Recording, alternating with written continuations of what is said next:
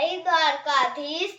મારું નામ વિહાન ખાંભરા છે. હું તમને આજ 12મા અધ્યાયના ભક્તિ યોગના 1 થી 3 શ્લોક કહીશ. અથ દ્વાદશોऽધ્યાય અર્જુન ઉવાચ એવં સતતયુક્તાયે ભક્તસ્ત્વાં પર્યુપાસતે ये चाप्यक्षरं व्यक्तं तेषां ज्ञेयोगवित्तमा मयि श्रीभगवान् उवाच मय्यावेश्य मनो ये मां नित्ययुक्ता उपासते श्रद्धया परयोपेतास्ते मे युक्ततमा मता ये त्वक्षरम् अनिर्देश्यम् अव्यक्तं पर्युपासते सर्वत्र गमचिन्त्यं च